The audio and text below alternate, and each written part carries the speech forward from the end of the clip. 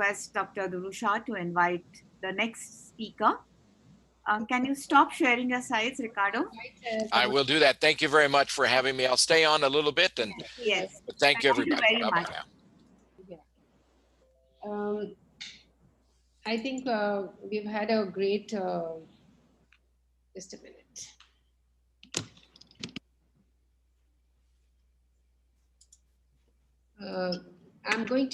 I think we need to invite Sonia first.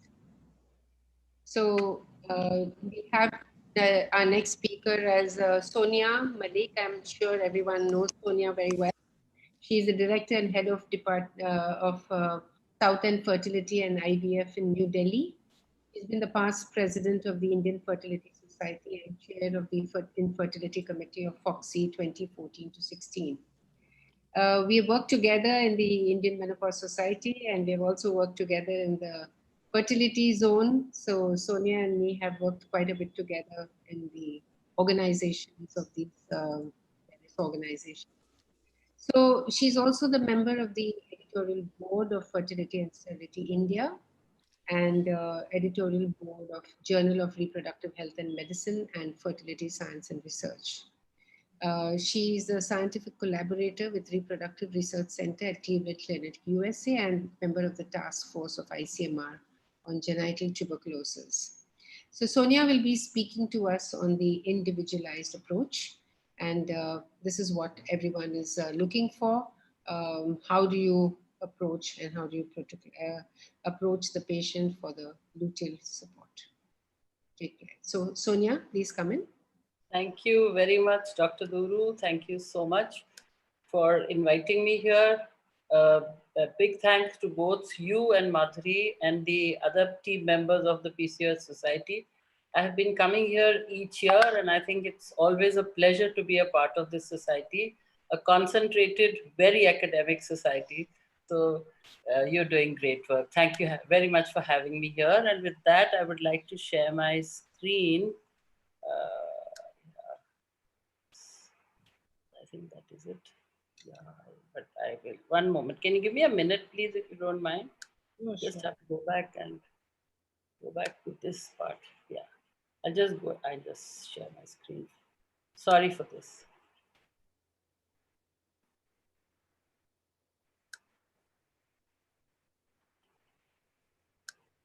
So I have been asked to speak upon this part of the menstrual cycle, the individualization or individualizing the luteal support.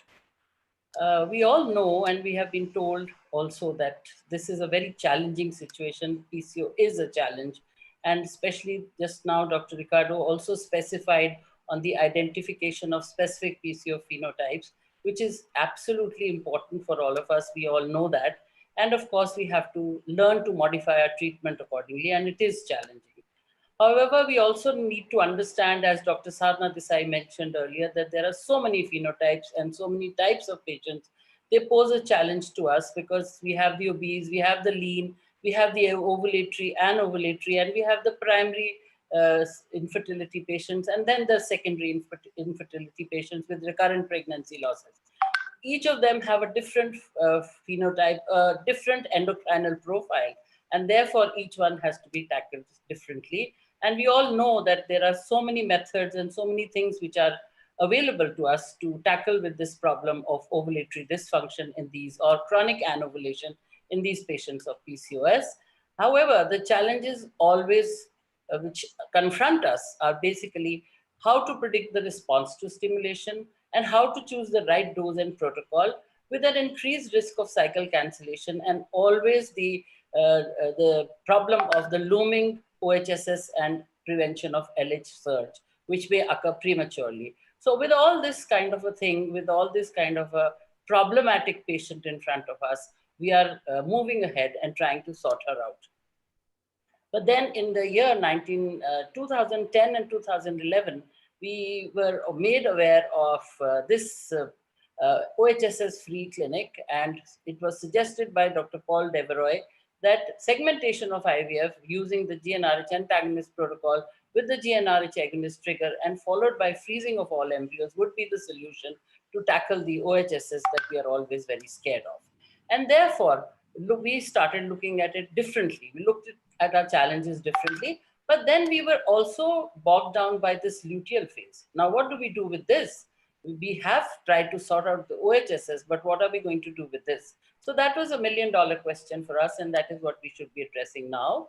And we all are aware that the luteal phase dysfunction in PCOS can be happening because of a central cause, because of an ovarian cause, and of course, locally, the uterus is also hampered by the endocrinal dysfunction. Then, of course, on top of it is the drug and protocol that we are using. We've just now heard Jatin, and we've heard Dr. Sadhna and Dr. Ricardo that we are using different protocols. We are trying to produce monofollicular follicular genesis over there and multifollicular genesis as well. And they have their own problems. And in addition to all this, there may be other associated infertility problems, which would all result, say, for instance, endometriosis along with PCOS. So all these together would have a patient in front of us who is not so simple but complex.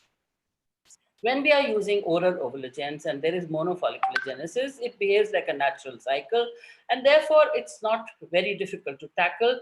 And the endometrium may be affected because of the anti-estrogenic effect of the oral ovulagens. However, repeated stimulations may have an adverse effect on the endometrium, and we may need to tackle the luteal phase. But otherwise, luteal phase is very simply tackled in the monofollicular genesis cycles. However, when we are looking at multifollicular genesis, as we do in ART, we know that there is proliferation of the granulosa cells, there is increased deficit sensitivity, there is formation of multiple follicles and a supraphysiological E2 level, which lead to a decreased LH level because of the negative effect on the hypothalamic pituitary axis. And this low LH may cause luteolysis. However, despite knowing all this now, we are still resorting to the HCG injection, which is being given as a trigger.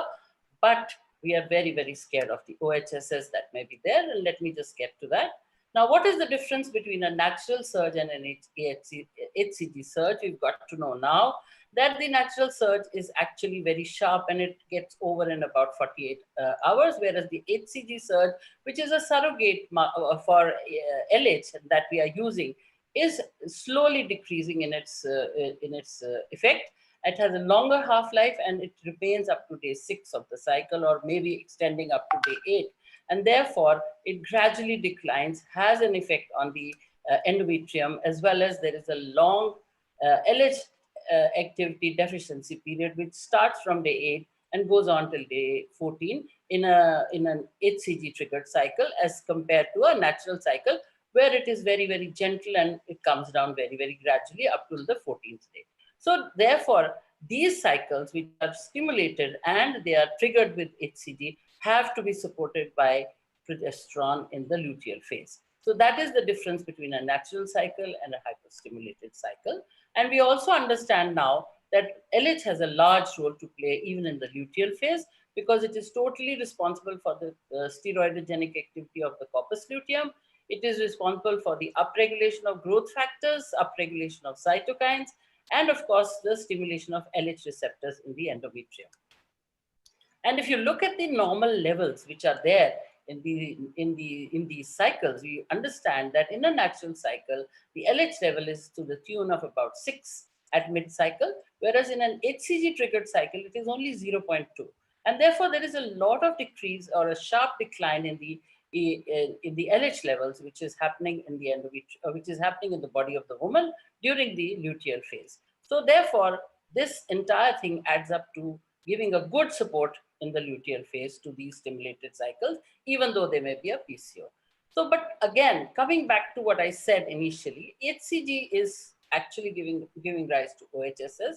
Despite having all these, we are still very bothered about what we should be doing, because primarily we are only concerned about preventing the OHSS, and for that we are looking at different options.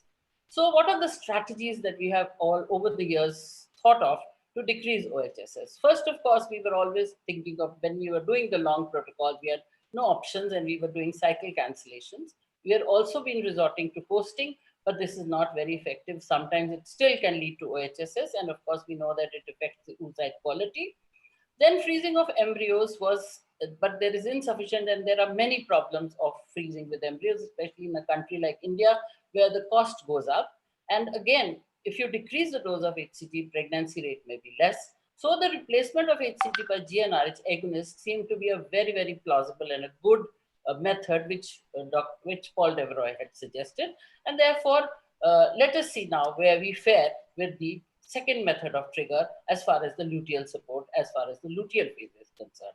So in an antagonist cycle, you are using an agonist trigger, and this is what we are now going to see. So when you look at the surge now that happens with an GnRH agonist trigger, here it is a very sharp rise. It rises and falls in about 20 hours. It is it's not like a parabola as you find in LH, the natural surge, or as you find in the HCG. So again over here, the deficient period, the LH activity deficiency is greater than any other cycle that we have seen. It is even shorter. The half-life is very short, and the LH activity deficiency period increases. Here again, the mid-cycle, because basically it is a GnRH agonist trigger, it gives a flare of LH. So the LH levels are slightly higher than what you find in the HCG trigger. It is 1.5, but nevertheless, it is still deficient than what it is in a natural cycle. So with this, we now have to see how helpful we are to our patients by giving an HCG trigger. Are we actually, because we have actually resorted to freezing the embryos, freeze all was it, but do we need to freeze all our embryos, or can we do by transferring a couple of embryos and not making it unsafe for the patient? That is the thought with which we started looking at the luteal phase with something different so as to retrieve our cycles. So what is then the difference between HCG and GnRH agonist? We know that it acts like a surrogate for LH. It has a longer half-life. The LH activity decreases from day 8, like I told you, and of course it needs progesterone support because there is luteolysis. And OHSS is the major problem which has actually put HCG into disrepute, especially in hyper-responders. But the LH on the GnRH agonist, on the other hand, acts a little more physiologically, because there is not only LH which is released, but also the FSH surge is there, which naturally happens also in a natural cycle, and of course gives rise to the physiological changes that are happening in the ovary. It is short acting, and LH deficiency begins as early as 20 hours, and it needs a heavy support, therefore, to prevent a dysfunction of the endometrium. And definitely it prevents OHSS very effectively. As you can see in this meta-analysis, Cochrane review of 2014, which suggests that GnRH agonist, if given, is definitely helping to prevent OHSS in these patients. And why does it do that? Because of its effect on the VGAF, which Dr. Sadhana Desai alluded to, and that is why it helps to decrease the effect, impact of OHSS, or prevents it completely. Let me just tell you, let me just relate a case to you over here before we try and decide how we should go further, whether it should be GnRH agonist or whether it should be HCG in these patients. A 24-year-old patient, para 201, medically fit, was stimulated routinely with an antagonist protocol, HMG 225, by a GP for IUI. 225 for IUI. She found an exaggerated response on stimulation day 8 with around 15 to 20 large-sized follicles, and shifted the patient to our center for IVF. She was brought, and the ultrasound showed an explosive response with an E2 already of 6,600 picograms. So posting was decided, and the same was continued till the E2 was 1,800, and a GnRH agonist 0.2 mg trigger of decapeptyl or triptorelin was given at OPU, and the OPU was done after 36 hours. On OPU, there was no oocyte retrieved from the ovaries. Now, what could be the cause for this? Could this be because of the declining, because of the coasting that we did before the trigger, or was it because of the low level of LH that happened over there? So if we look at this, what are the markers or what are the indicators that might tell us that, okay, your GnRH agonist is not going to work in this case? So if the basal level, LH level is less than 2, or an LH level of 0.5 is found before the trigger, it could lead to an absent surge and hence no mature follicles. And the absent LH surge would be because still the receptors are blocked. And a suboptimal response was actually defined as an inadequate hormone surge with low level LH less than 15 drawn 8 to 12 hours after ovulation, after the ovulatory trigger. Another feature was a ratio of progesterone level before the trigger and progesterone levels post trigger if it is above 2. Then if you have any of these findings, then you should be aware that this patient may have a problem with the GnRH agonist trigger, and we may end up with something like an empty follicle. So again, therefore, what has been suggested in such patients is, okay, if you're thinking that she may have an empty follicle or their LH is not going to come up, or there's going to be no surge, let's do something like a dual trigger, which means adding an HCG to the GnRH agonist. And that is how the thought for the dual trigger came into these patients. So how can we salvage a cycle where you have a problem like this? You are considering using a GnRH agonist, which is a very good algorithm, which has been published in this paper in 2015. You are considering using a GnRH agonist. You are identifying the risk factors for a low LH response. If it is positive, then don't trigger with GnRH agonist, just trigger with HCG and take the adjuvant measures. However, if it is not there, if these risk factors are not there, you trigger with the GnRH agonist, and then you do a serum LH after 12 hours. If it is less than 15, pre-trigger to 12-hour serum progesterone ratio, you check it out. If it is less than 2, 10,000 IU of HCG must be given. If it is more than 2, then 3,000 IU has to be given, and you proceed with the pickup. However, if the serum levels of 12 hours after the giving the trigger shot are less than 15, then HCG 3000 should be given, and an OPU can be done 36 hours later. If it is more than 30, then there is no additional measure to be taken. So you can be rest assured that nothing is going to go wrong and you will get eggs. So this is an interesting algorithm that has been designed, which can salvage your cycle. So therefore, in these, this was another paper in 2016, which tells us that lower oocyte retrieval rate, fewer mature oocytes, and fewer frozen embryos would be present in suboptimal response to GnRH agonist trigger, and a basal LH of 2.2 singles out as the most valuable marker for differentiating suboptimal responders. And in such patients, it is advised that a dual trigger, that means GnRHA and agonist, must be given in order to have good retrieval rates. Again, another case. Here it was a lean PCO. She was stimulated with a dose of 150 IU of FSH for 10 days and an antagonist to prevent an LH surge. She formed 10 dominant follicles of 17 and more, and 7 to 8 intermediate follicles of 14 to 16 on the day of trigger. Her peak E2 was 7,665, and she was triggered with GnRH agonist and an OPU 34 hours later, which resulted in empty follicle syndrome. Luckily, her 12-hour post-trigger LH and progesterone levels had been done as she was a patient of study, and they were 10.2 and 2.3 respectively. So a repeat dose of GnRH agonist trigger was given, and an OPU was done at 36 hours. And this yielded 10 oocytes and 6 frozen embryos, and it also prevented her from going into OHSS. So a frozen embryo transfer was done later, and then later on, although this patient had high peak E2 levels, it did not manifest with any signs of moderate or severe OHSS because she was re-triggered successfully with a GnRH. And why did we do that? Because the levels that we had done of LH and P4 were quite within the range, and we knew that we would be safe if we trigger her again. And what had actually happened? Why did this happen? Was because this case revealed that on the day of the trigger, the patient had received an antagonist late in the evening about 8 p.m. and the GnRH agonist trigger at about 10 p.m. at a gap of only 2 hours.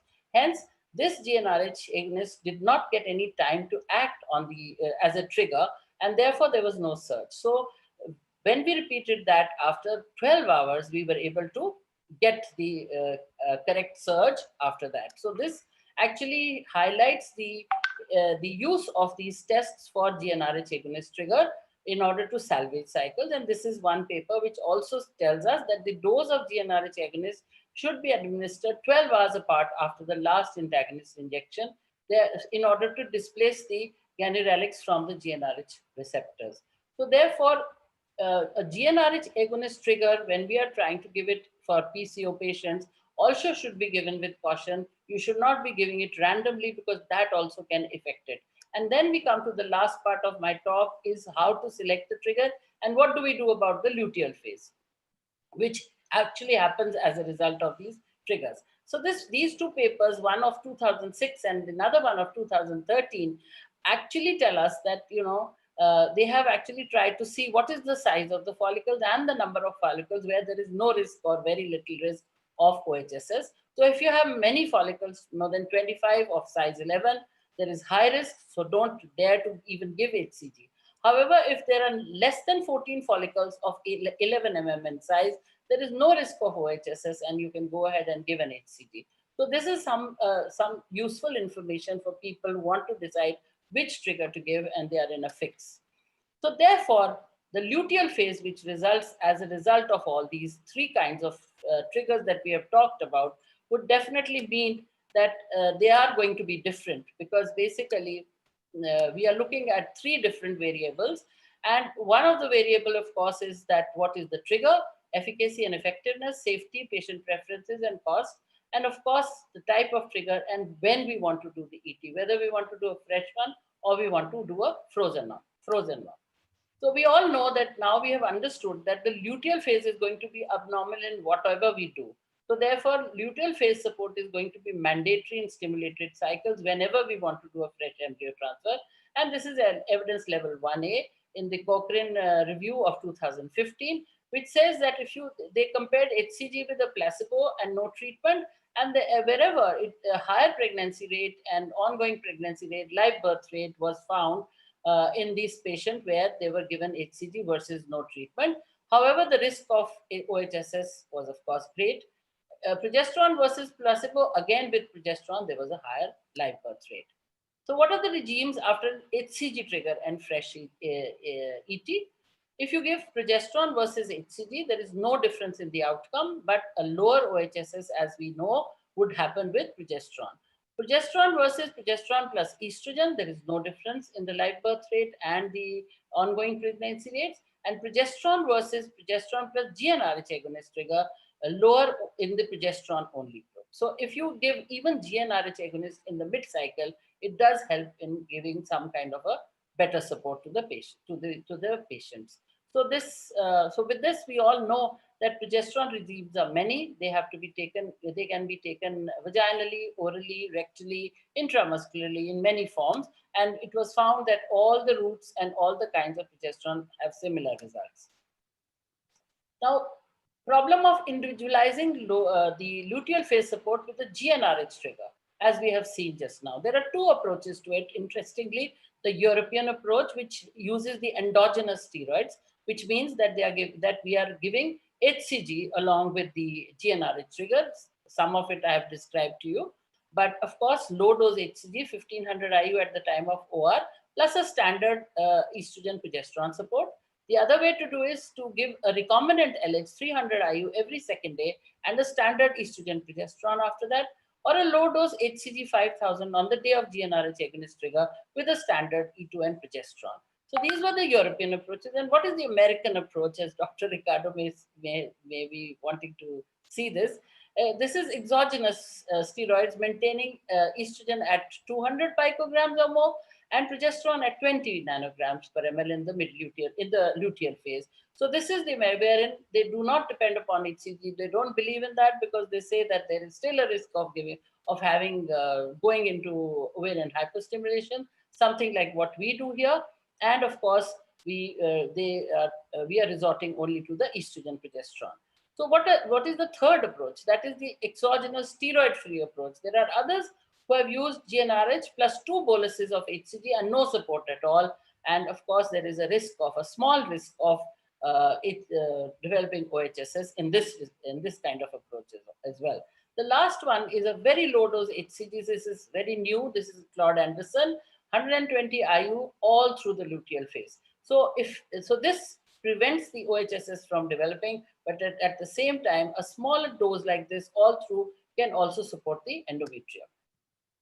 So a dual trigger, therefore, And what is the effect? What are the RCTs that have been done with this kind of an approach? Let us have a look and let us see what it tells us. So Humayun in 2005 was the first one to start with this, and therefore he just used the progesterone. And with this, he found that the pregnancy rate was about 6% only, and the miscarriage rate was 79%. So they decided to add the HCG, like I said just now, that is the dual trigger, on the day of OPU and then followed by Trinon, which decreased the miscarriage rate to 21%, and the clinical pregnancy rate jumped up to 38%. And then again in 2013, 1500 IU of HCG on the day of OPU plus day 5. And then, of course, the progesterone support. So this further decreased the miscarriage rate. However, it did not make much difference to the clinical pregnancy rate. But then this was a major shift. And of course, the last one, which I told you of Anderson, HCG 120 or 125 IU daily from the time of OPU, again, the miscarriage rate in this was higher, and the clinical pregnancy rate was not bad. It was just as this. But then the miscarriage rate in this case, although the pregnancy rate jumped to 60%, but then eventually it all boiled down to the same thing as 38, 39%, or maybe 40% clinical pregnancy rate with the addition of HCG in whatever way it was done. So therefore, whenever a modified LPS, that means progesterone plus HCG is given versus HCG trigger with a conventional luteal phase support, most of the studies or most of the analysis show that there is really no difference between the two. They are nearly the same. And similarly, the miscarriage rate, again, like I showed you in the earlier slide also, when the HCG is added or in the HCG group, the miscarriage rate was definitely better. It was lesser. So this is just repetition of the same, sorry. So therefore, now coming to the fresh and frozen thaw, we've decided about the luteal, about the trigger. But what about the fresh and frozen thaw, ET? We all know that there is a steady increase in the FET. Early pregnancy loss is still a very big issue with frozen embryo transfers. However, in PCOS, we have very few options but to do this, and the delivery rates are about 20 to 25%. There is no consensus and conflicting evidence on the optimal endometrial preparation, as one of the questions was asked.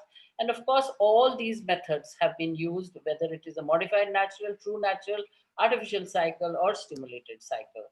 Some of the facts about estrogen and progesterone are that a short duration of estrogen stimulation is associated with higher miscarriage rates. And suppose that maybe because the estrogen receptors are not very well upregulated up till the 10th day of estrogen supplementation. And also along with that, long estrogen supplementation may not be so detrimental. Type and route of estrogen have no effect on the success rates, and a mid-luteal progesterone level should be maintained at around 20 or more to get a good pregnancy rate. Type and route do not have any effect on the success of the patient, on the outcome of the cycle. What about the facts and figures of ultrasound now? We in India are using a lot of ultrasound, and we don't rely so much on the endocrinology in the luteal phase. However, an arbitrary thickness of 7 or more than 7 is what has been described earlier in 2008. But now most of the studies are pointing towards 8.5 to 9.5. Hormone measurements are questionable still. Escape ovulation can happen in 2 to 8% of HRT cycles without where we are not suppressing them. And vaginal progesterone is similar to intramuscular, but the patients prefer generally the vaginal route. Optimal mid-luteal progesterone, like I have said earlier also, should be about 20 and above.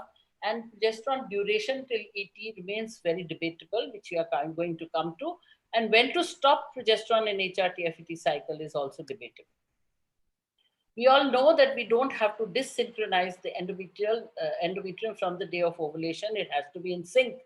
And therefore, the endometrium or the hormones would only be in sync when we are starting the progesterone at the right time. And what is recommended is, just as you have a HCG and then you do a trigger, and then you do an ovum retrieval, and then you start the transfer. Similarly, when you're doing the estrogen supplementation, this is considered as the day of progesterone, P plus 0. And from there you start counting, and P plus 5 would actually be the 6th day of progesterone in any kind of HRT cycle.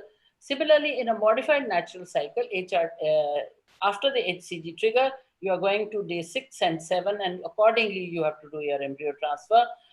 In a natural cycle with a spontaneous LH surge, you count from there day 1, day 2, and day 3, and depending on that, you could do a day 3 transfer when you have given with 4 days of progesterone, and a blastocyst transfer with 6 days of progesterone. So that is what is actually recommended.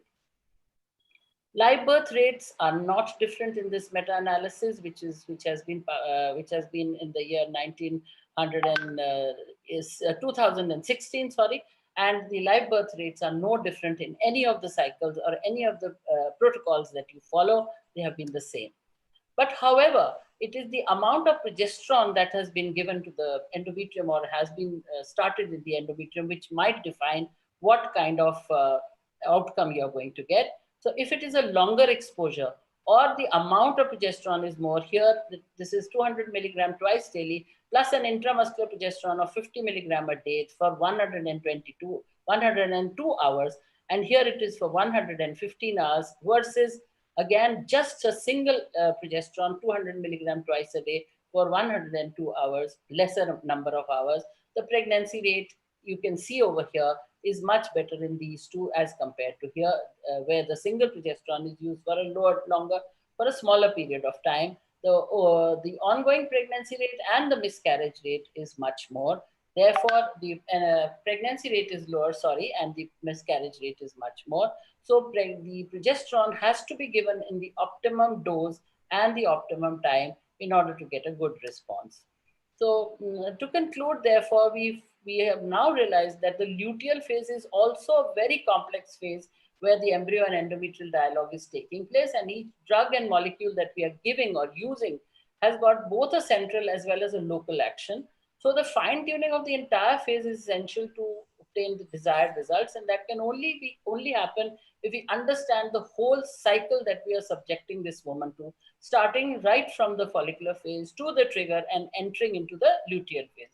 So both GnRH agonist and HCG have their own place in the management of luteal phase support, and they should both be used judiciously in these patients of PCOS. So to conclude, I can say that ART has truly become an art. Each patient has to be dealt individually according to the basic characteristics like the age of the patient and the phenotype of this PCO. And each step of COH is individualized from the follicular to the luteal phase in order to achieve the desired result. And with that, I would like to thank you all for having me here again. And a big thanks to Dr. Sandro Esteves, whose slides, some of his slides I have used in this presentation. Thank you all. Thank you very much. Thank you so much, Sonia, for that excellent presentation and clarification on what we should be doing for luteal support, especially in women of PCOS. So we've got a few questions for you. And the first question is, in an antagonist cycle, when we use the agonist trigger to prevent OHSS, why can't we use recombinant LH as a luteal phase support?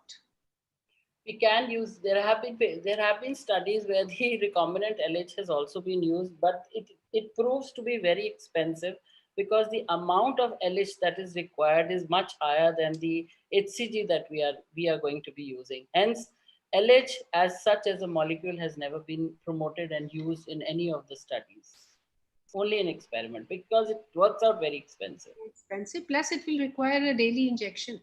Which would be anyway, yes. Okay, the other question for you is from Pratap Kumar. You did mention in your talk, but what is the dose of HCG along with GnRH agonist for a trigger? I did mention it is varying between 1,000. It's variable in what kind of a protocol is being used, and it is varying from 1,000 IU to 1,500 when it is used as a bolus at the time of trigger or at the time of OPU. And if it is to be used daily, as is this new regime by Anderson, then it is a very small dose of 120 to 125 daily. Okay. So I think Pratap has got his answer. There's another question from Mr. Ramasamy. Can you please share the slide on dual trigger? Did I share the slide? If you can, otherwise you could explain it. Because dual trigger. How do you give it or what? Dual trigger. How do you use dual trigger? So there are two ways in which it has been described. One study, which was the original one from Japan, said that it has to be given at a difference of 4 hours. Basically, that was to ensure the maturity of the follicles, and that particular type of dual trigger is being used mainly for poor responders, where you want to have extra, where you want that the maturity should be good. And thank you so much, Dr. Ricardo. He's leaving. So Thank he's you. saying a goodbye to everyone. Thank you. Dr. Ricardo. Thank you. So, and in the other one, the conventional one, which we are using for these PCO patients, it is given at the same time. So you're giving a dose, or you're giving a small dose. We are generally in my own hospital, in my own center, we are giving a dose of 1500, and along with that, we give the usual trigger, usual GnRH trigger. That is what we do. So the other question is that, when I'm going back many years when Georgiana Jones was the first one who talked about luteal phase defects Yes. and natural cycle. Yes. And that is the time it was very much in vogue, and we learned on how the corpus luteum basically produces progesterone. And when there's a pregnancy, there's a corpus luteum rescue by the pregnancy, because the pregnancy is secreting HCG and supporting the corpus luteum. Yes.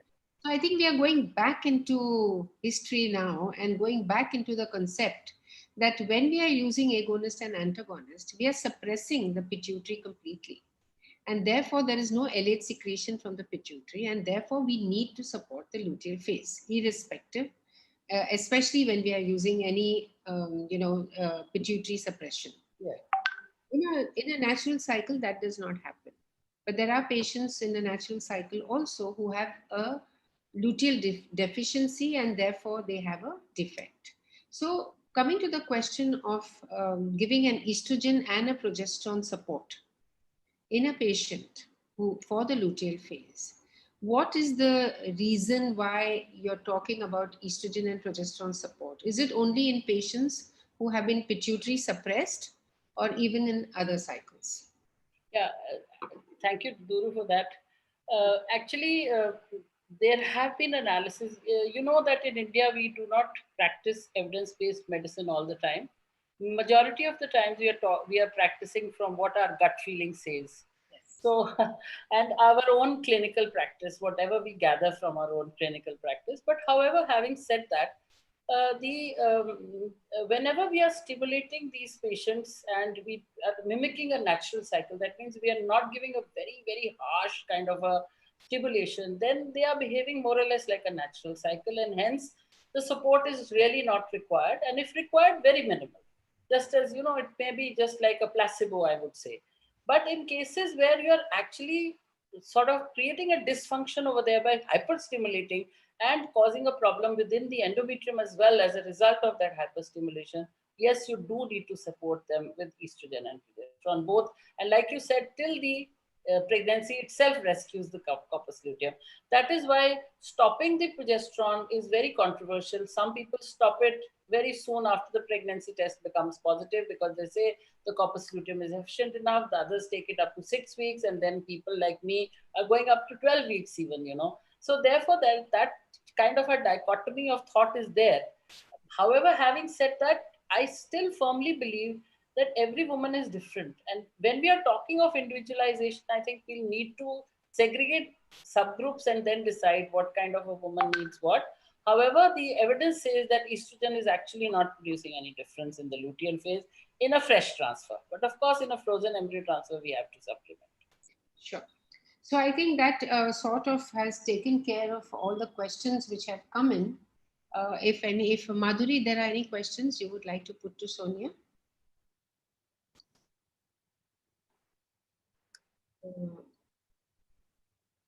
No, I think Madhuri, you're muted. Unmute. Yeah.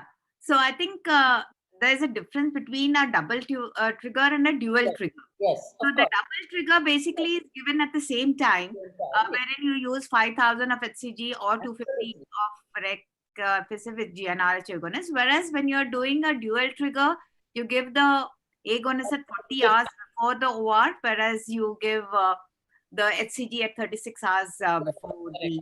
Correct. So in your practice, in a patient of PCOS, in a fresh cycle, and you've given an agonist trigger, and you're planning to do a fresh embryo transfer, what would you use only estrogens, or would you give the 1500 on the day of oocyte retrieval? What would I do? Sorry, again? Whether you would give only estrogens, you would give estrogens plus progesterones, or only progesterone, or would you give a bolus dose of 1500 on the day of OR? I would doing a fresh transfer. Yeah, with a fresh, yeah, of course. If it is a frozen, we don't need to do anything. Yes, but yes. I would not give an HCG trigger again. I would never do another trigger, definitely. And I would supplement her with estrogen and progesterone in my own practice. I always do that when I have to. I also prefer giving estrogen and progesterone rather than just progesterone with HCG. Duru, what do you do? Yeah, I think I've always looked at HCG as not only, when you use it to trigger, you're also sort of creating more of estrogen and progesterone from the corpus luteum. Corpus luteum doesn't secrete only progesterone, it also secretes estrogen. So when we are not using adequate amount of HCG, I think it's a good idea to add estrogen to the luteal phase, because the natural estrogen is not getting secreted. So this is what I do. I prefer to use HCG as a trigger, number one. But of course, where I'm concerned about hyperstimulation, I would use an agonist trigger. But I would like to use a small dose of HCG to improve the estrogen secretion, or add estrogen to the luteal support, to the progesterone, of course, estrogen and progesterone. This is how I think, the participants should realize that adding estrogen is more important in patients who have a high E2 level and not in a low E2 level. Because what happens is, in a high E2 level, when you're doing an oocyte aspiration, you're aspirating a lot of granulosa cells. And therefore, there's a sudden drop in the estrogen levels, which does not happen in a normal responder, wherein you have a normal estrogen levels. So it's a contrary statement. Like, it is necessary to support those women who have a very high estrogen level as against those having a low high, on the low side of higher normal estrogen levels. So there, it's a contradictory statement, but it is so because we are aspirating so many follicles, and there is a sudden reduction in the estrogen levels, which is seen. Yes, that is again one more reason. So I think Sonia needs to leave, and she has another webinar. I think we've got very, very prominent speakers. No, not at all. It just happened to be so. I'm really sorry for this, but it just so happened. If you could join us back around 7:30 for the question answer session. Yes. I'll try and do that. I'll try. Thank you so much. Thank you very much. Thank you. Kanti, I'm sorry, Kanti. Thank you so much. Thank you. We now have Dr. Kanti Bansal, who is going to speak on the impact of adjuvant treatment in the luteal phase. She is the director of Safal Fertility Foundation, Ahmedabad, and has various centers all over the country. She has published 12 books on infertility, including FOXY and ISAR publications. She's a peer reviewer for Jogi and JRSCB. She's the editor for the European Journal of Endometriosis and is on the National Advisory Board of the JHRS. She was a chairperson of Gujarat chapter of ISAR. She is a managing committee member of the PCOS Society India. She was also the chairperson of Endometriosis Committee SAFOG as well as FOXY. And she's a national coordinator for Academic Exchange Committee for FOXY till 2019. And she's an advisor in Fertility Committee FOXY 2017-19 and has several national and international publications to her credit. Dr. Kanti Bansal, please.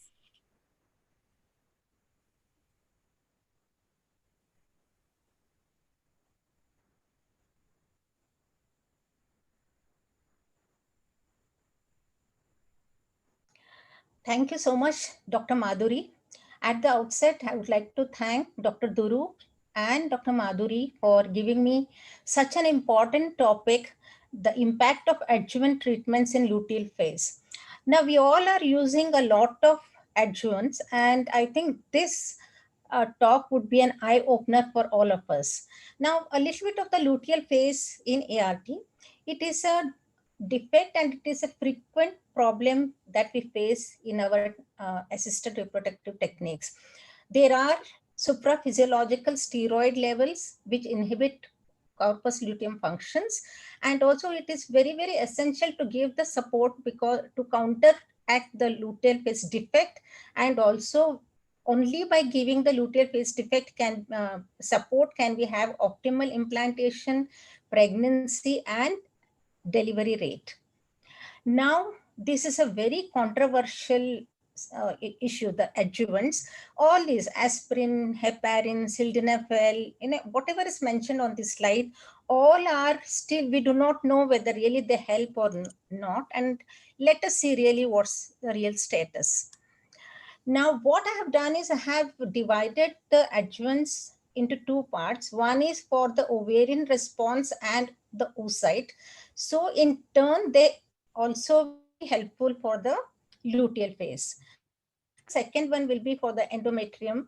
That will be different. So what are the adjuvants for the ovarian response and oocyte? Androgens, which contains DHEA and testosterone. We have growth hormone, metformin, myoinositol, antioxidants, and also the new technique, artificial oocyte activation. Now we also have adjuvants for endometrium and implantation like estrogen, aspirin, heparin, vasodilators like nitroglycerin, sildenafil, L-arginine, uterine relaxants. We have many of them. Then also endometrial scratching and endometrial injury. I'm not going to tell anything about it because we recently had a publication where this is really not at all, useful.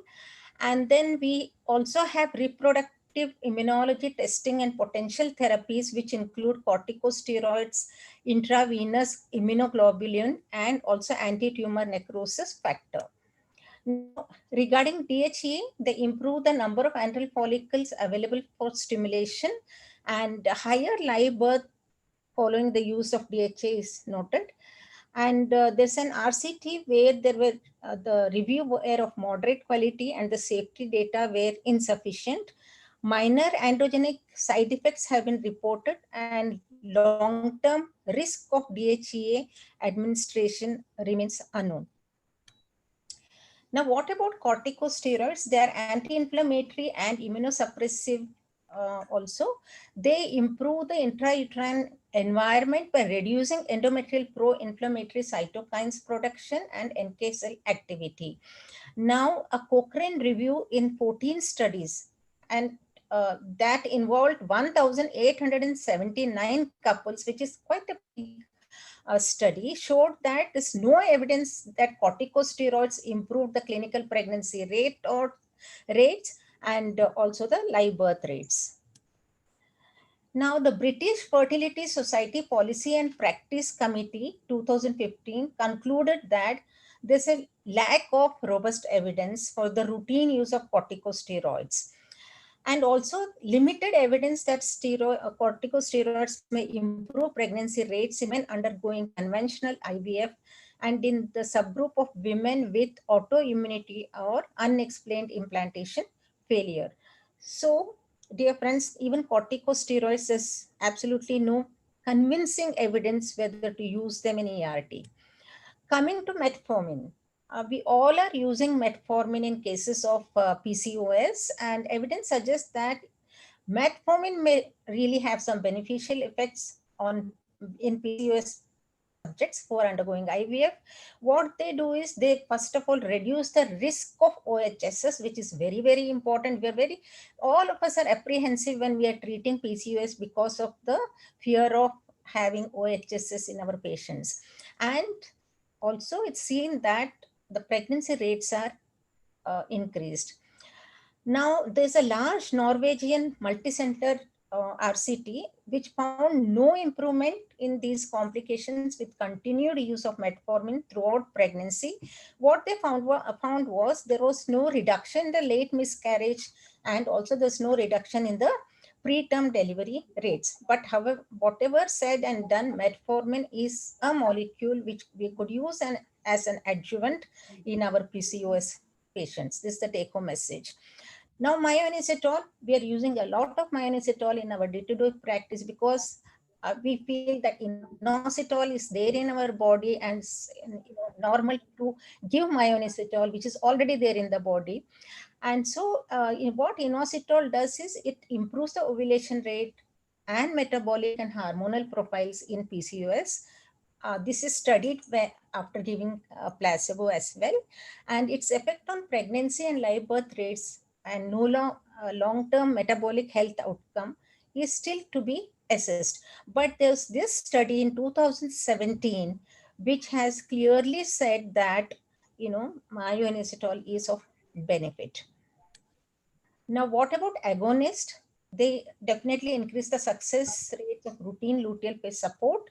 And the mechanisms with which these agonists for luteal phase support include stimulation of corpus luteum by pituitary LH secretion, activation of local GnRH receptors on endometrium and affecting trophoectoderm cells. They also increase the implantation rates. So metformin, myoinositol and GnRH agonists can be really used as adjuvants according to the evidence. Now, GnRH agonists really do not disturb the luteal phase and they have a stimulatory effect on the corpus luteum in certain doses. And most of the studies up to date evaluated the efficacy of these GnRH agonists as a luteal phase support in GnRH antagonist protocols. Of course, we are not giving in the long-acting down-regulated cycles. It will not have any action. So addition of GnRH agonist to routine LPS in GnRH antagonist cycle is beneficial. That has been proved. Now, a little more of GnRH agonist because we do a lot of antagonist cycles, and for our PCOS patients, antagonist cycle is the best type of cycle. And so the recent Cochrane meta-analysis shows the live birth ongoing pregnancy rate was higher in the progesterone plus GnRH agonist group compared to progesterone only group. Now coming to heparin. So what does heparin do? It modulates the endometrial receptivity and desudilization of endometrial stromal cells, and also it improves the implantation. It inhibits the production of insulin-like growth factor and also IGF-BP. Regulation of heparin binding epidermal growth factor is also there. So further research using adequately powered RCT is required to confirm or refute the beneficial effect of heparin.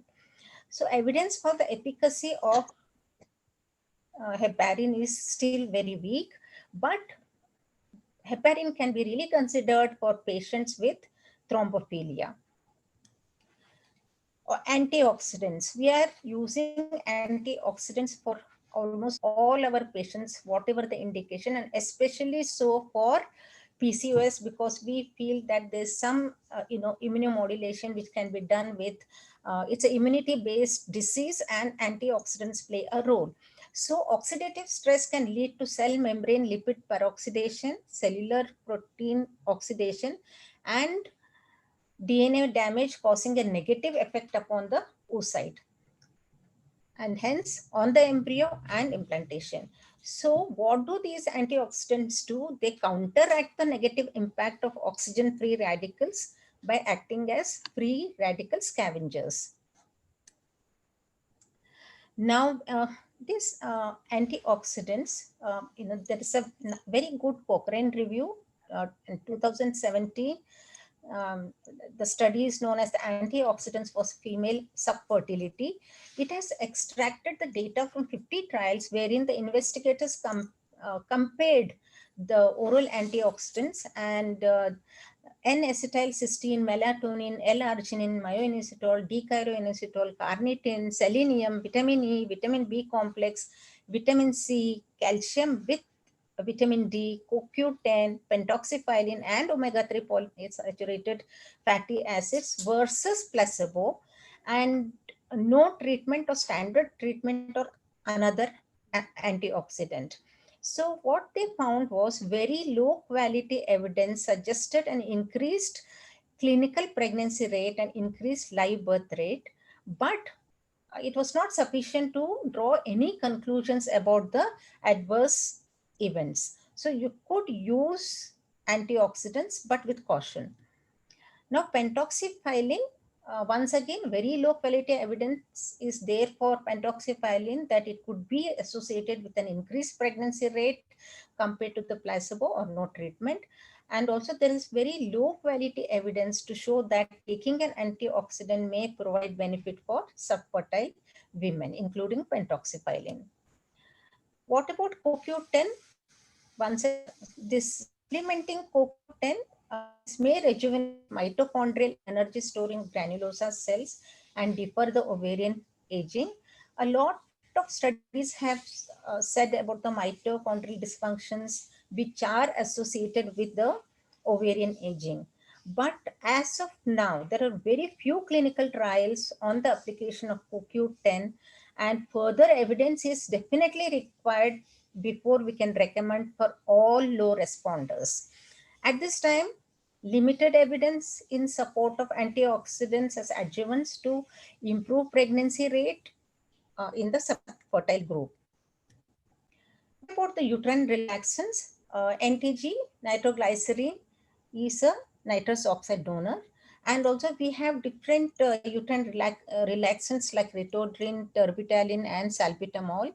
We also have a latest one, atosibone, but all of them, when administered during the peri-implantation period, it's been observed that it does not improve implantation or pregnancy rates in the IVF ICSI cycles. Artificial oocyte activation, this is one of the latest and new technique wherein calcium ionophore is used to artificially induce oocyte activation during the time of fertilization in an IVF ICSI cycle. What it does is it increases the calcium ion concentration around the ooplasm immediately following sperm oocyte fusion. This has shown to increase fertilization rates subsequent to a low or total failed fertilization in previous ICSI cycles. So, this AOA or artificial oocyte activation, may improve the ICSI rates, fertilization of ICSI cycles, where the oocyte and sperm have failed to activate in the previous cycles. In such cases, we can use this AOA, but till now, there are no RCTs to prove its effectiveness. So we lack the evidence. A lot was talked about estrogen during Dr. Sonia's talk also. The role of estrogen for the luteal phase for the preparation of a favorable endometrium is still very unclear. And earlier study definitely showed that when there's a drop in the estrogen level and progesterone level in luteal phase of IVF cycle, it was associated with reduced pregnancy and implantation rates. Now, luteal phase support with estradiol and progesterone was associated with higher pregnancy rates per embryo transfer according to some studies. Other studies failed to observe any beneficial effects. So there's a controversy regarding the use of estrogen and progesterone in luteal phase support. So this is a Cochrane meta-analysis of estrogen, and follicular priming with estrogen or COCP cannot be recommended as an adjuvant in IVF cycles. This is very important. So available evidence does not recommend routine estradiol supplementation for endometrial development in the luteal support for fresh cycles. Whenever we are doing fresh cycles, we cannot use it according to the evidence. GCSF, this has also gained a lot of popularity, and it was Glitcher et al. Who hypothesized this GCSF might have a direct role in promoting endometrial growth. So what he did was he had 4 patients with thin endometrium, and the endometrium was between 3 to 6.5 millimeters, and they failed to improve with oral and vaginal estrogen as well as with vaginal sildenafil. So all these 4 patients had intrauterine GCSF infusion, 300 micrograms, 2 to 9 days before embryo transfer, and had a significant increase to at least 7 millimeters within 48 hours of the infusion of GCSF. And surprisingly, all 4 patients conceived, and one of them had a ectopic pregnancy. So 2 years later, the same group of scientists, they had a prospective pilot cohort study of 21 patients. Even this is a very small study, but then they again had an increased endometrial thickness from around 9.3. That is quite some good growth of endometrium after GCSF treatment. And before that treatment, it was around 6.4. So that is quite a improvement. And the results did not differ between those who conceived and those who did not. The overall clinical pregnancy rate in the cohort was 19.1%. I think we cannot say that this was a very good success rate, but still there was success. But then there were controversies for this GCSF by Kunicki et al. And Barad et al. They said that there's no difference in clinical pregnancy rates, and Lai et al. And Zhu et al. They reported better clinical pregnancy. So it's like we're in a soup, whether it really gives better results or no. We have so many clinicians, I've heard them saying that we've been giving GCS and we are getting results. Like even I have given in many of my centers, we've been getting results, but then we have to publish it. We have to have a decent number of patients for that. So case series are there, but there are no proper RCTs available. The best available evidence on hypothetical beneficial effect of GCSF enhancing endometrial receptivity is not very supportive. Now coming to PRP. We are giving PRP for anything in our medical world. And what is PRP? It's an autologous platelet-rich plasma, which is collected from a peripheral vein through activating platelets by clotting, and it releases a lot of cytokinase and growth factors, including VEGF. And what it does is transform the growth factor, and the platelets derived growth factor and epidermal growth factor, they both together, they generate newer endometrium. That is the concept behind giving the PRP. So as I told you, we are using it in other therapeutic areas of medicine for improving the tissue regeneration. So recent evidences have shown its positive effects in promoting endometrial and follicular growth and gestation, in ERT. So after telling all this, there are, we still need to have a really good scientific evidence to really say that platelet-rich plasma can be given. But at the minute, we can just say that PRP is right now experimental. Now, aspirin, what does aspirin do? It is acetyl salicylic acid. It's a non-steroidal anti-inflammatory agent, and it works by inhibition of cycloogenase enzyme in platelets and reduction of prostaglandin synthesis. So daily administration of aspirin caused a shift from thromboxane A2 to prostacyclin, leading to vasodilatation and increased peripheral blood flow. Aspirin also increases uterine blood flow, that in turn may enhance endometrial receptivity and improve implantation rates. But once again, there was the Cochrane review, and that concluded that aspirin in IVF does not improve pregnancy rates. And I think many of us are still writing aspirin, and we should not be doing that, because all these medications do have a risk involved with them. And so, dear friends, there's a lack of proven efficacy for routine use of aspirin as an adjuvant in IVF cycles. Now, sildenafil vaginal, healthy blood perfusion of the uterus and ovaries affect the success of assisted reproduction therapy. So various action of sildenafil are there, like nitrous oxide is released, and then there is also another inhibitor, etc. And then this sildenafil treatment is used for the perfusion of the uterus for the success seniority.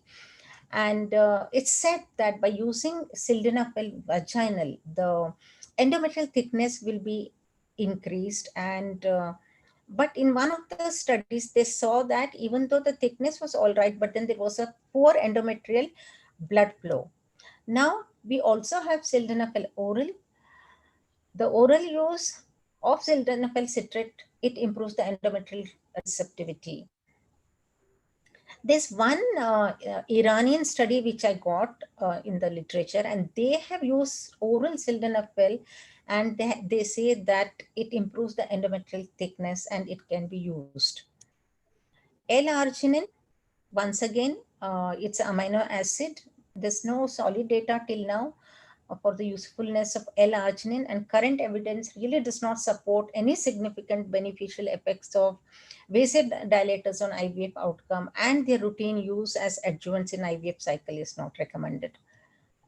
Vasodilators also, the evidence does not support. What about piroxicam? This increases the implantation rate and pregnancy rate after IVF ET, both in fresh and frozen thaw ET cycles. So the beneficial, actually, if the patient is less than 40 years of age with tubal or male infertility or endometriosis factor, then these are the patients whom piroxicam really helps. And piroxicam treatment before it is very effective in the priming of a uterus suitable for embryo implantation. What about HCG, progesterone, and GnRH agonist? So GnRH agonist, a lot was talked in the previous talk on the luteal phase, the trigger and the support. Here, the addition of GnRH agonist to progesterone appears to improve outcomes. So HCG with or without progesterone is associated with higher rates of OHSS than progesterone alone. So whenever we give HCG in whatever quantum, we have to always do it with caution, because there's a fear of OHSS is there. So neither the addition of estrogen nor the route of progesterone administration appears to be associated with an improvement in outcomes. What about intrauterine HCG? Current evidence for intrauterine injection of HCG before fresh ET does not support its use in assisted reproduction cycle. It really does not.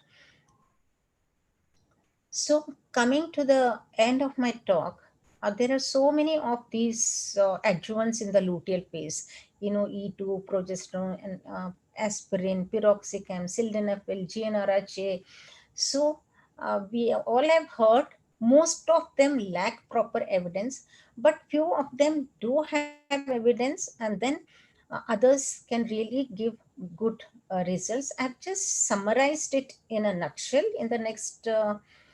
So what does, we cannot just say, oh, I'm getting results with this, so I will give. No, we have to say what the evidence say about the adjuvants for luteal support. So there's a positive evidence for metformin, myoinositol, GnRH agonist, and piroxicam. Now there is some evidence, but that evidence is not sufficient. It's what we call as low evidence. And in this we have heparin, pentoxifylline, CoQ10, oral sildenafil, and corticosteroids. And we have some which we can call as experimental, and that is PRP. So to really conclude, in the absence of any convincing evidence, adjuvant therapy should not be really given to our patients. If at all you want to give the patients this therapy, you have to take a proper informed consent from the patients and inform them regarding the up-to-date scientific information. What if there's any potential cost effective the effectiveness or physiological or psychological benefit and minimum risk of harm. You can't give something that will do harm. And we should be really aware of the best available current evidence, and patients must be informed about the experimental nature of any adjuvant therapy that you're giving. Good quality, preferably RCTs on a large number of patients, is required to establish true effectiveness and safety of various adjuvant therapies. I understand that this talk was really, more of no evidence, etc. But then what is truth and what is evidence. And so whenever we give these adjuvants, we have to be very cautious. It's not that we should not give adjuvants. Some patients we really need to give, and very cautiously we need to go ahead with the adjuvants. I once again thank Dr. Durusha for such a good opportunity, lovely topic, and wonderful workshop. Thank you, ma'am. Thank you so much, Kanti, for this excellent talk and bringing out the plus and the minus of all adjuvants. I'll ask Madhuri to take the discussion forward. So they're asking you, what is the dose of GnRH agonist in the luteal phase would you give in an antagonist cycle? And is there any role in an IUI cycle as well? Can you just stop sharing your slides? Yeah.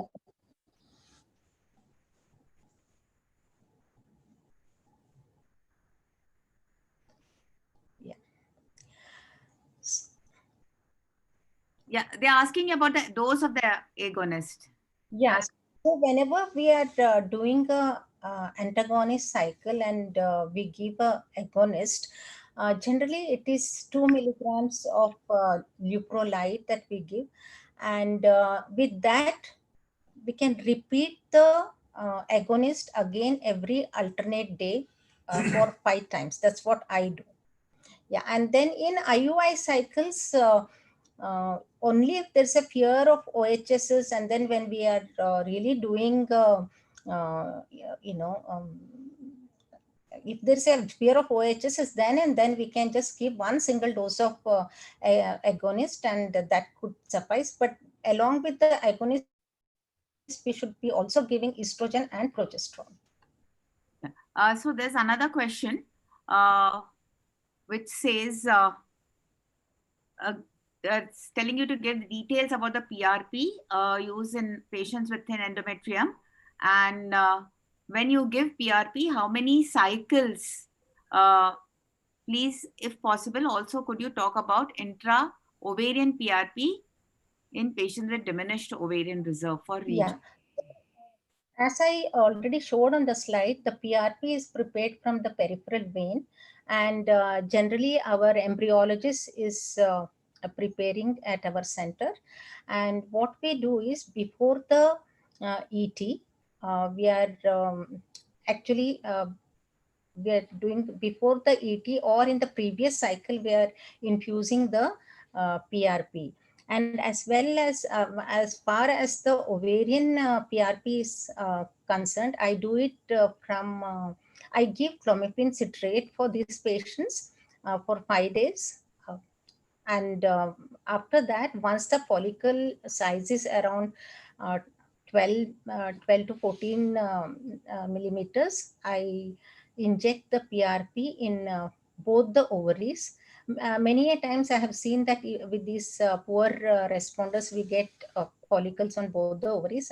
I do a transvaginal, first remove the follicular fluid from the follicle which has grown, and then infuse the that PRP in both the ovaries. And then after 1 month, we do the AMH and also antral follicle count. AMH is generally, if we have done it properly, the AMH values will increase, but otherwise you may have cysts, etc.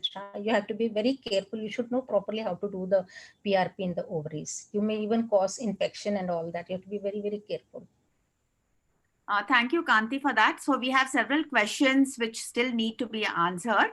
I would request Dr. Sadhana Desai to start her video so that she can, because now this is an open forum and all of y'all can participate in the question answer session. So this is a question from Shahnaz Parveez, who's asking, what is the dose of estrogen supplementation during the luteal phase? Anybody can take the question. Sorry, just repeat, please. The dose of estrogen supplementation in the luteal phase. Can I answer? Yeah. So in the luteal phase, generally estrogen is given in the dose of 2 milligrams 3 times a day, along with progesterone. Do you routinely check progesterone levels in the mid-luteal phase in the FET cycles? Because I think Dr. Sonia said that she does check them. No, I don't check. Dr. Sadhana Desai, Dr. Duru? I give 4 milligram of estrogen in the luteal phase.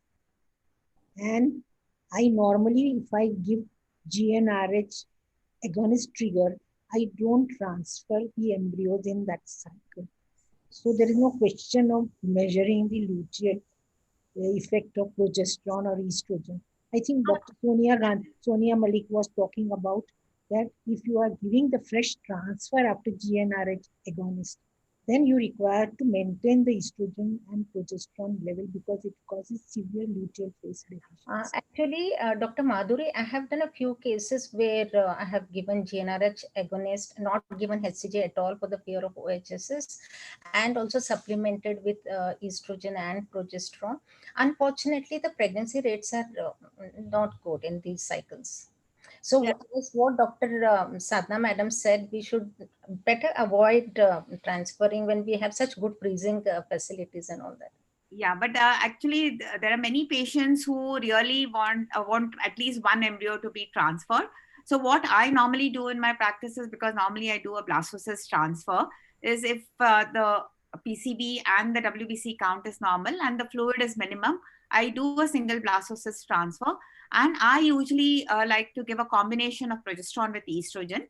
And the dose of estrogen, the estradiol valurate, what I use is just 4 milligrams. That is, I give 2 milligrams twice a day. This question was regarding in a FET cycle where you're doing an where it's an HRT cycle, whether you would do the progesterone levels in the mid-luteal phase to see whether your progesterone, what you're giving is okay. I would like to do that actually, do a mid-luteal progesterone, because sometimes when you're not sure about the drug you're using, even if it is whether it's being absorbed properly, whether it's not being absorbed properly, and if I don't get a good progesterone level in the mid-luteal, I would either change the route of administration or I would change the drug. So this is what I have found in some patients, that when we do a level of mid-luteal progesterone, if it's more than 20, it's fine. But if it's less than 20, I like to change the drug. Madam, I don't do any progesterone levels, because once you give enough, for most of the patient is adequate. And there are some papers which say that if you do mid-luteal progesterone, and if it is high, it is likely to be a pregnancy because the progesterone level goes up. And that is the one way the paper, I can't remember the reference, but the paper said that this is one way to say maybe this pregnancy will result, this treatment, embryo transfer will result in pregnancy. But if the mid-luteal cycle, progesterone is low, whether you supplement or you don't supplement, the chance of pregnancy occurring is very less. But I can't right now remember the paper which had studied the progesterone effect in the progesterone levels in the luteal phase.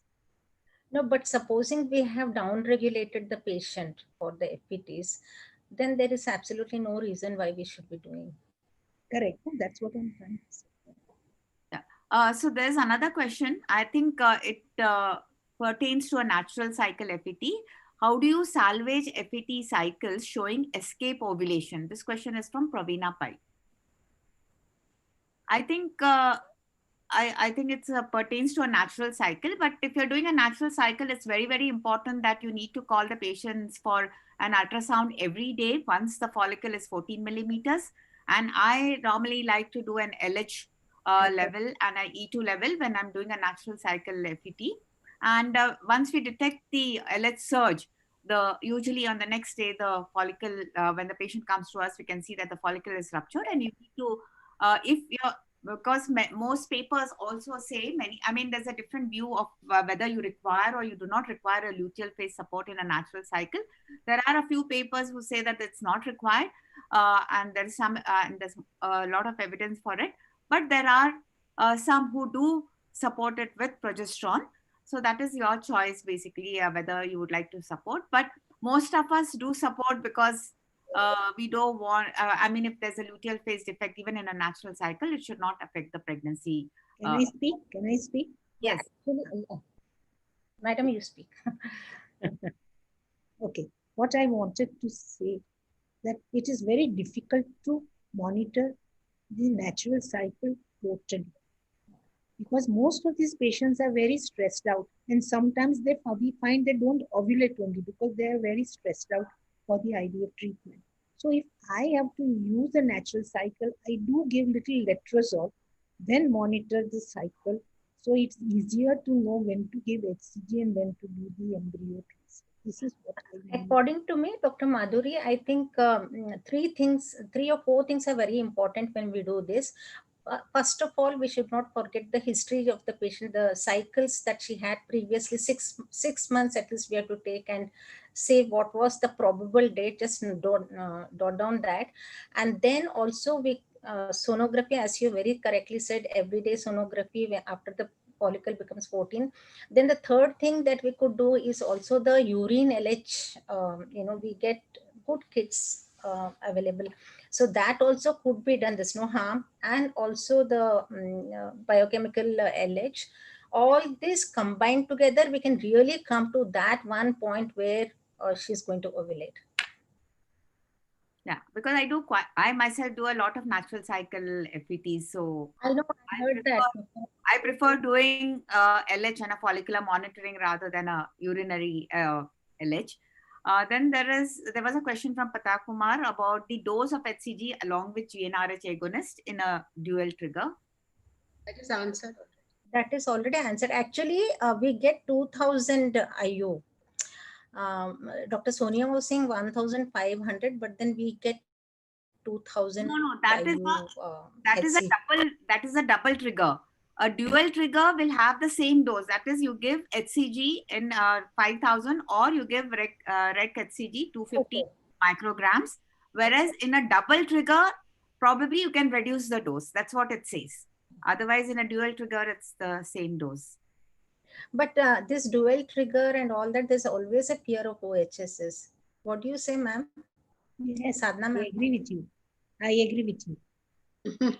No, the dual trigger, basically the indications for giving a dual trigger is totally different. It's basically given in patients wherein we have given either a GnRH agonist trigger or we have given a HCG trigger. And when we do the oocyte aspiration, we get a number of oocytes. But what we find is many number of oocytes are immature. So it is in these patients that a double or a dual trigger is indicated. And it's more so in a normal, it's not basically used in a hyper responder, but it's more so in a poor responder and in a normal responder. Correct. So that's how That's not for hyper responder. They will Yes. get overstimulated. Yes, that's what I said. It's only basically for a normal or a poor responder. Then there was another question by Praveena Pai, which says about the Megaset HR. It's not applicable to hypoandrogenic PCOS. Are the indications limited for its application? So now, basically, when we look at the Megaset HR trial, it was seen that it was done in patients who are PCOS because it included patients whose AMH values were more than 5. Because there were about 310 patients who had AMH of more than 5, 217 more than 6, 143 more than 7 and about 92 patients more than 8. And the cutoff value of the testosterone what they took into consideration was about 28.8 nanograms per ml plus or minus 15. But one of the exclusion criteria was a high androgen testosterone level, abnormal TSH level, and abnormal prolactin level. So these patients were excluded from the trial. So basically, that trial said that it is as effective as that.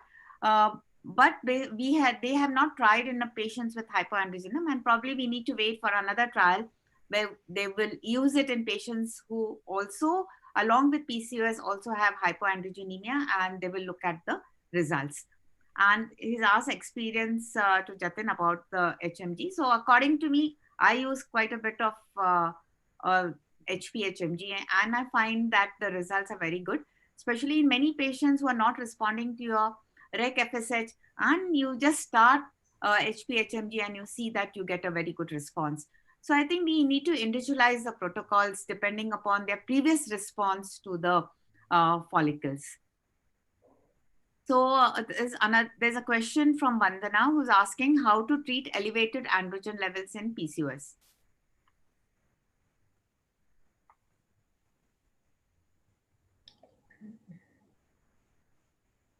Yeah, metformin.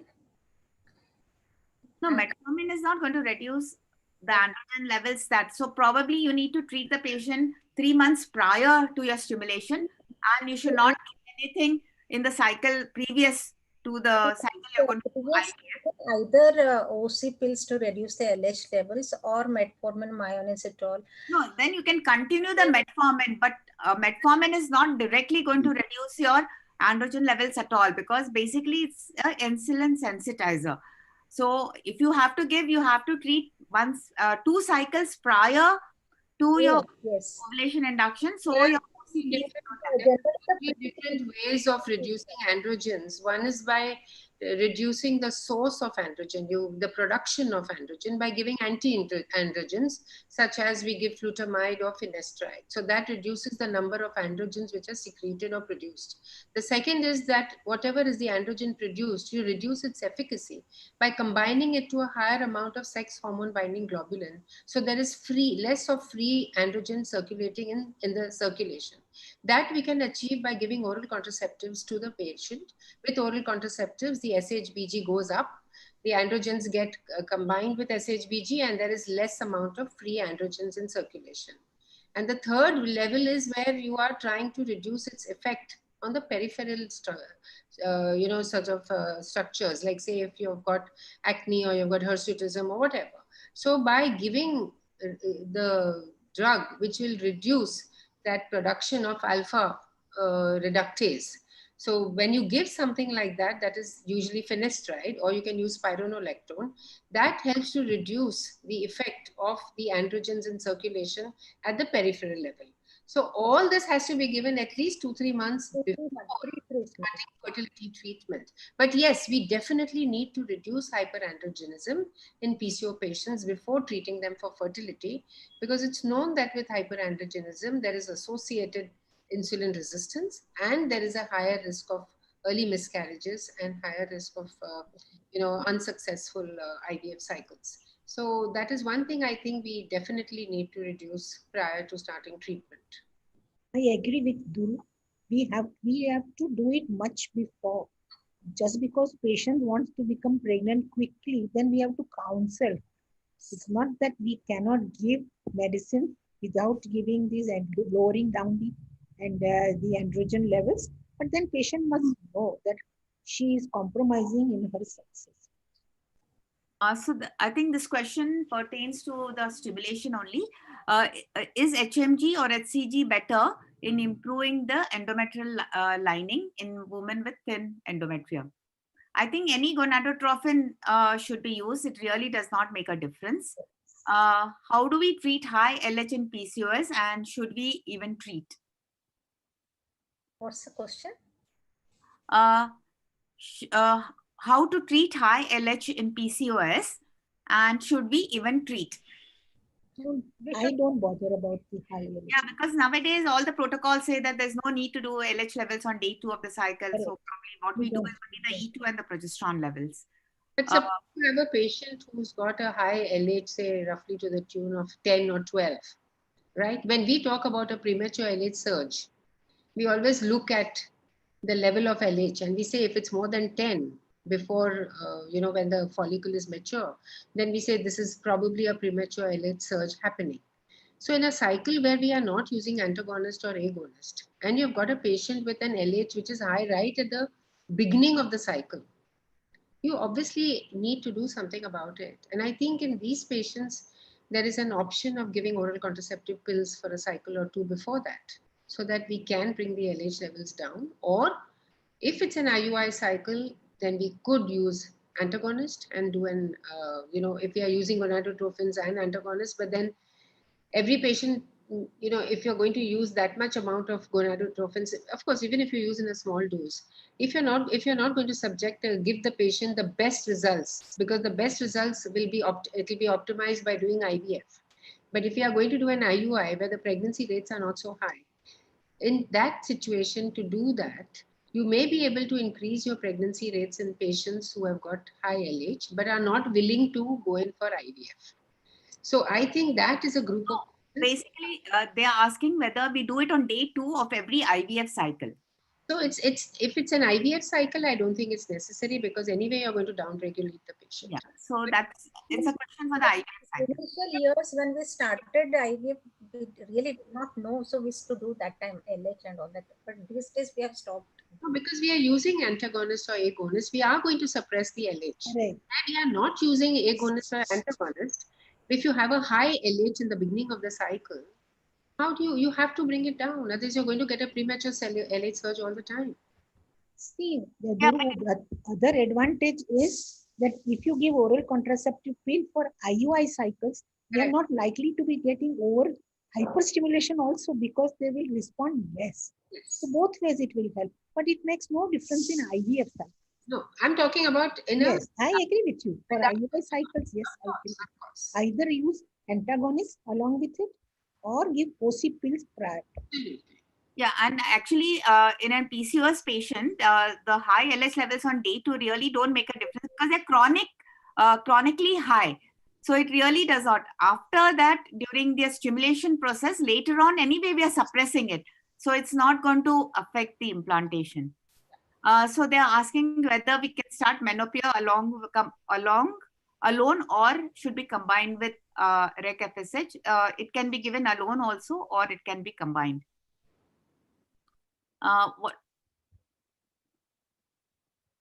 So they're asking for the pre-treatment with shorter duration of OCPs in PCOS. At least 2 months we have to give, no, for it to be effective. No, in the previous cycle. So it was said, I mean, normally we don't give it for 28 days. Don't start from this thing.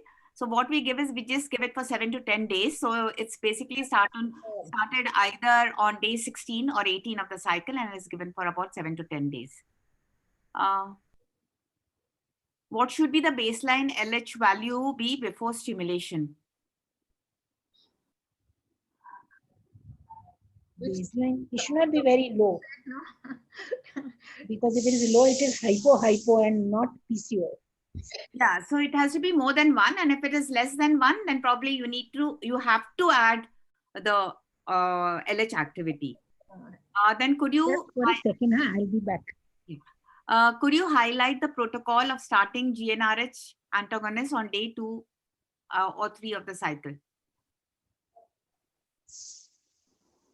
So what you do is basically you give antagonist on day 2 and 3 of the cycle, and then on day 4 you start the gonadotropins, you stop the antagonist, and again restart the antagonist depending whether you're using a fixed protocol that is on day 6 of your stimulation, or depending upon a flexible protocol when either your E2 levels are more than 250 picograms per ml or your dominant follicle is more than 14 millimeters. Because in a PCOS patient, basically we require to start early and not wait till the follicle is 14 millimeters, because there are so many follicles and each of them is producing the estrogen. And when you have a high estrogen level, it will start initiating the LH surge. And therefore, probably you need to, in a PCOS patient, more than the follicular size, you need to look at the E2 level.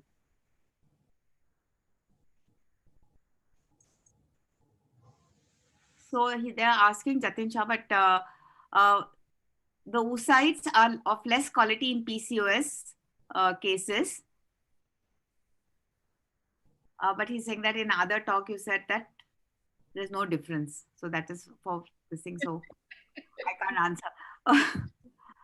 What do you give in gonadotropin IUI patients of PCOS?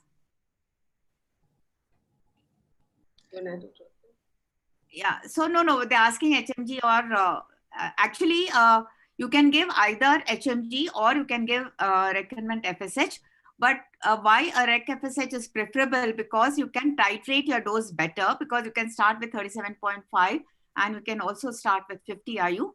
But Menopur has a multi-dose vial wherein you can start with 25, you can give 37.5, 50, so you can use either of them. Nowadays, there When you have preparations which are 75 and 150, you cannot titrate the dose, and therefore you can give either of them. And you also have HMG which comes wherein you can titrate the dose. Yeah, so there are some other companies also coming with multi-dose vials. Yes. So any preparation with multi-dose or with pen, multi-dose vial or pen, it doesn't matter whether it is FSH or if it is HMG. It doesn't matter. What luteal phase support would you give in IVF and IUI cycles? This was discussed earlier. Progesterone. That's, I don't know why they've asked. Then should we adjust the dose of gonadotropins in IUI patients? We are supposed to adjust. See, when you are giving gonadotropins for IUI cycles, you must start with a very low dose of gonadotropins. They are usually, you give gonadotropins only if they are not responding to letrozole or clomiphene. So then when you start with a very low dose and titrate the dose slowly by half, 37.5, so that ultimately you get the correct dose of gonadotropins. So start with very low dose, 50 IU you should start with for IUI, because if you get many follicles, the cycle will either get cancelled or you have to convert it into IVF if you have an IVF facility. For most of the gynecologists, they don't have IVF facility and they want to treat the cases of PCOS. And when they come across cases of clomiphene resistant or letrozole not responding to, they would like to give gonadotropins and they would like to know how much dose they should start with. And they should start with a very low dose. Yeah, the only thing I would like to add to that is if it's a PCO patient, not to increase the dose, at least till wait for a week and then think about it. Correct. 7 days you give first and see the response after 7 days. If there is no response, then you increase by 37.5 or 50 IUs and then call again patient after 5 days to see if she has responded or not. Madam, I have a question for you. Like, how many days will you go on waiting? I think it was asked to Professor Vicario. How many days will you go on giving till the patient shows the response? Okay. What is the maximum limit?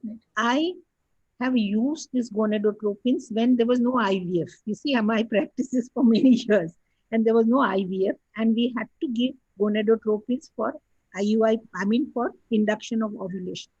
So the protocol is you have to counsel your patient and say that we have to find the correct dose of gonadotropins by which the ovaries will respond to this. Because unless that threshold level is crossed by your gonadotropin dose, no response will come. So you can keep on increasing, and I have used it, the gonadotropin slow increment for 30 days before the patients have responded. And when they have responded, they have become pregnant. Now, when do I stop? I stop when I find I have to increase the dose very high. Patient is taking every day 225 units or 300 units. Then it is futile to do IUI on this patient. So I say stop it you better go for IVF in the next cycle. They could also think in terms of a laparoscopic ovarian drilling in such patients. Probably they would respond after that better. Maybe, maybe there is a place. I cannot say just because we are used to giving drugs for gonadotropins and all, we are experts. There is no place. There is some place for ovarian, but the problem is this: many of gynecologists are laparoscopic surgeons. Yes. And they are not endocrinologists to give gonadotropin. So whenever they see smooth ovary, they like to cauterize it. Now that is where they cause a lot of damage. So they must understand which are the patients they should do the evaluation of the ovary and not give just because the ovary is smooth that you do this. It is most important that they have to do. That is how it has got a bad reputation.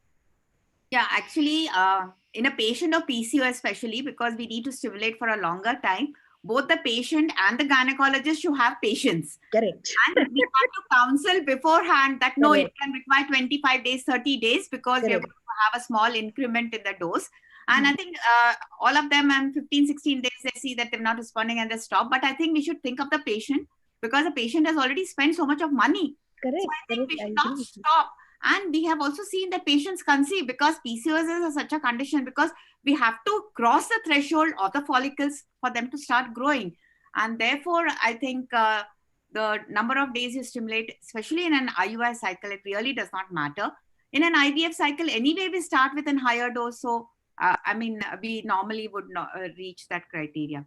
Then there is a question, what dose of estrogen and progesterone should be given? And when do we start? I think this is for the pre-treatment. So usually it is started only after day 16. We don't give for a longer time. The other question is, can we stimulate ovaries for 3 cycles without interruption for timed intercourse? This is not an IVF cycle, just for a natural timed intercourse cycle. Yeah, I don't think it makes a difference. So they are also asking about the long-acting antagonist, which is spoke about, the Degarelix. So basically, it's still not available. It's still under trial. So that was only a pre-trial, whatever publication I have shown. So they have to still, it's in the phase 2. So it has to still undergo a phase 3 trial where they look at the safety and the efficacy of the drug. So only after that, we would know whether we could use it in our practice. Maybe it will be useful endometriosis. It will be very useful for endometriosis and heavy bleeders, menorrhagia patients. They were also asking me about the incretins, whether they are available. No, they're not available in India. They might be available abroad, but there are studies being conducted and there are people who are using it. They also were asking about how to use estrogen in the pre-treatment phase. So as I said, as you use the progesterone, you just give the estrogen from day 16 to day 25 for 10 days. And then you can start your stimulation. Any experience with the use of N-acetylcysteine? I don't have any experience. I don't use. Anybody? What is it? N-acetylcysteine. Acetylcysteine. No experience. Then the dose of metformin. For what? In patients of PCOS. So if it is for pre-treatment for insulin resistance, the dose is either 850 milligram twice a day or 500 milligram 3 times a day. But if you are giving it for preventing ovarian hyperstimulation at the time of oocyte trigger, then the dose is 0.5 milligram daily for 8 days. Yeah. Then there is a question, estrogen pre-treatment for synchronizing the follicular cohort that we already spoke. Role of estradiol supplementation in IUI cycles. I don't give. Yeah, I mean, actually, you should not give. That is especially many people start them very early in the cycle, because that is going to increase your it is going to increase your E2 levels, and therefore it's going to cause a negative feedback, and your FSH levels are going to stop and your follicles will stop growing. If at all you want to give for a thin endometrium, though it is not indicated, you should only give once the follicle crosses 17 millimeters. Otherwise, I mean, normally they say that if it does not respond to the oral ovulations, there's no use giving. You should give gonadotropins for increasing the endometrial thickness. So for a PCO patient who received letrozole and HMG in a sequential regime, who initially had 5 follicles of 12 millimeters, finally had only one reaching 18 millimeters. What is the explanation? So this basically depends upon the threshold of the follicle. If the other follicles had a very high threshold, I mean, they're not going to grow. So only the follicle which has a lower threshold will grow with whatever HMG you have supplemented. In which specific group of patients would benefit with day 2 antagonist? Day 2 what? Antagonist. Antagonist. Day 2 antagonist. Only if you want to, postpone the stimulation day. Yeah, or probably who really have a very high LH and you want to suppress it in the PCOS patient. You can. Which OCP is preferred for pre-treatment? I normally give this Dian 35 or the Yasmin, which has some androgen lowering. There is no specific, oral contraceptive. You can give any of the oral contraceptive pills, and I think, as Madam said, Dian 35, that would be a better one for PCOS patients. Then 1 minute. So actually, I think this question also is answered in a FPT cycle during the endometrial preparation, which day you would start the progesterone. So anytime after the endometrial thickness is more than 8 millimeters, which day? 1 minute. 1 minute. I'll just go from behind.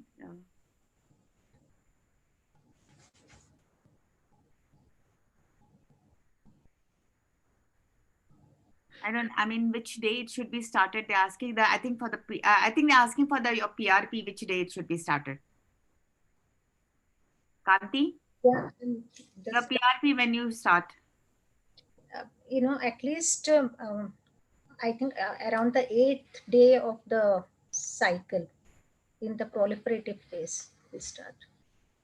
So somebody is asking, Shahnaz Parvez is asking about about Cabergoline, the dose and when you start, and also about the use of letrozole or any other drugs in case where we have a strong suspicion of OHSS. Also, if anything that you particularly practice. Yeah. That's already said. You start on the day of oocyte trigger, 0.5 milligram daily for 8 days. Cabergoline. And what about letrozole? Do you have any this thing in patients who are at a risk of OHSS? I haven't given letrozole. I have no experience. No evidence for using letrozole to prevent OHSS. Basically, it's used only in patients who are ER/PR positive with breast cancer, where we are doing an IVF for fertility preservation, because post oocyte retrieval, you also give it at the beginning from day 2 to day 5. So your E2 levels are low, and post oocyte pickup also you need to continue to maintain your levels low. But this is only in patients who are ER/PR. Recent papers are there, letrozole helps, but I don't think I have any experience. There are papers which they say letrozole is very effective. I think this is for Kanti. What is the dose of piroxicam and from when and how long it should be used, and the side effects of NA?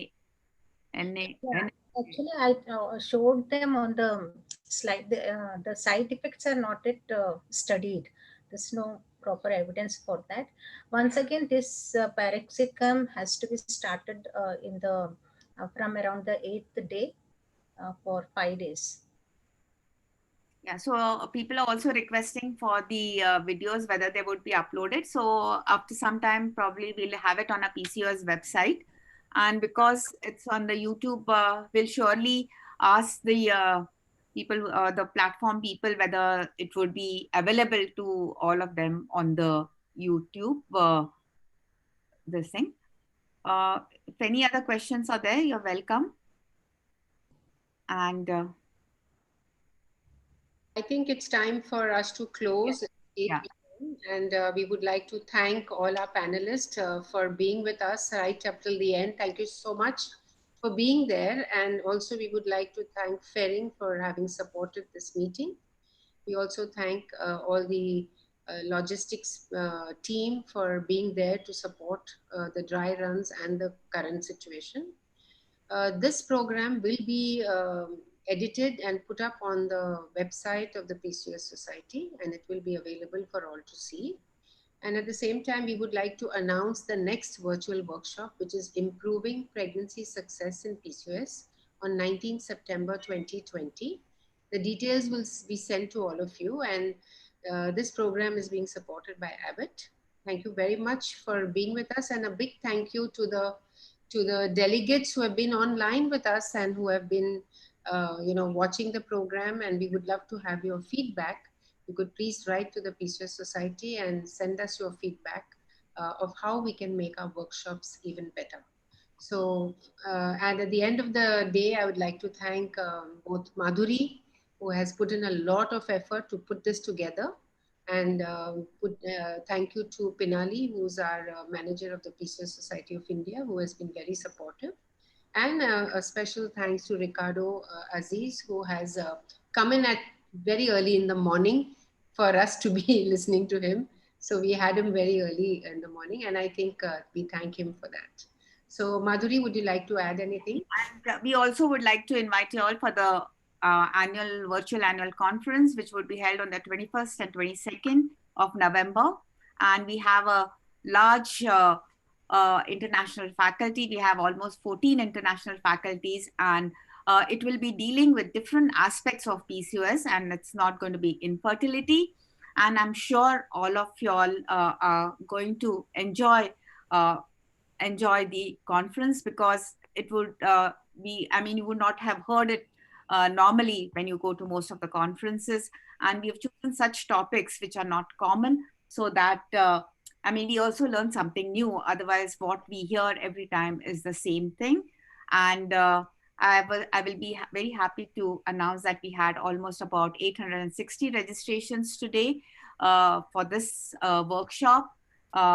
We would get we'll get the details as to how many people had logged in for each of the sessions in some time. And then I thank all of you all. I thank Dr. Dhurusha for giving me the opportunity to coordinate this workshop. I thank all our speakers, Dr. Sadhna Desai, Dr. Jatin Shah, Dr. Ricardo, Dr. Sonia Malik, and Kanti Bansal, and Ferring Pharmaceuticals for supporting the session, Mayank and Ashank for getting us together on this platform, and all the participants who have been here on this program. I thank you all very much. And I thank Pinali, who has helped me in coordinating this program, and also all the other people who have helped me. Thank you. Thank you all. Good night. Good night. Good night.